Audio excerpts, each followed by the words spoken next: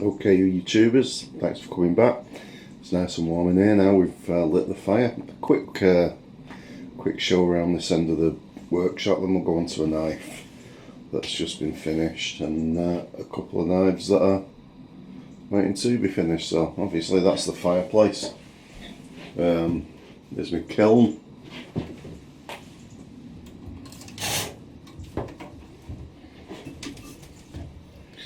So yeah, that's a kiln with a 20-inch chamber.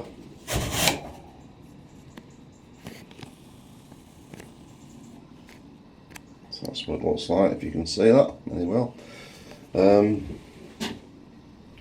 Safety button, so it turns itself off if you open the door. That's how you program it when it's plugged in. But anyway, that's the kiln.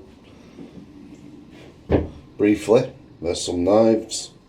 I'll be going through them in a minute. And the last bit is just a polishing wheel. So really that's all I've got in here.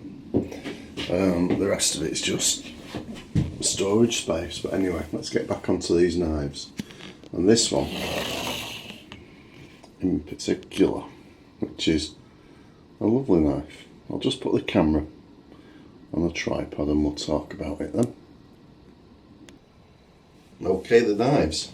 These two have not obviously been finished yet. I mean, that one's a stainless knife. That's a nice, interesting little shaped knife. It's going to be a cute one. Might do a making video on that one so you can see what I'm actually doing. But that's our heat treat. This one, that's stainless. That's 14C28N. That little small knife. This one's 1095 carbon steel. Needs obviously a lot of work on it yet. So that'll be nice. See if the hormones come out on it. I don't think it will have come out as well as I wanted it to, because I left the clay on the back edge too thick. I didn't do the wobble on the blade as much as I should, but we'll see. I was critical of my own work, so we'll see what that turns out when it's done.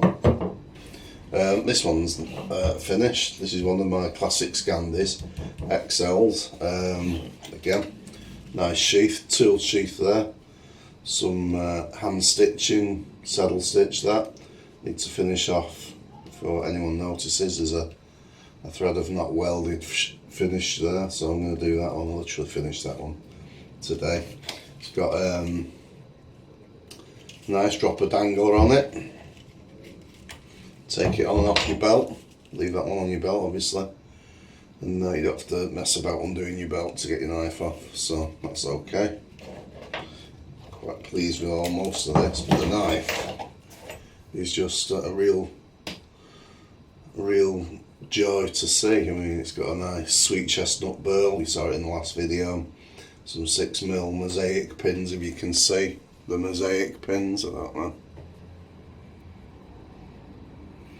I'll do some close-up shots of that, so I'll show that off better. Again, got a real nice plunge line. I don't know if you can see that.